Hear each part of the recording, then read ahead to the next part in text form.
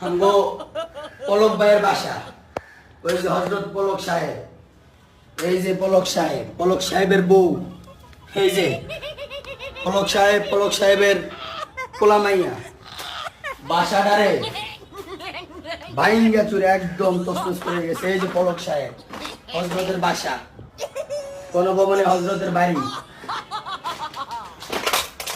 হযরত net বন্ধ করে দিছিলেন, একদম গড় তছনছ করে দিয়ে গেছে একদম। এই যে পলক সাহেব, চারদিকে শুধু পলক আর পলক,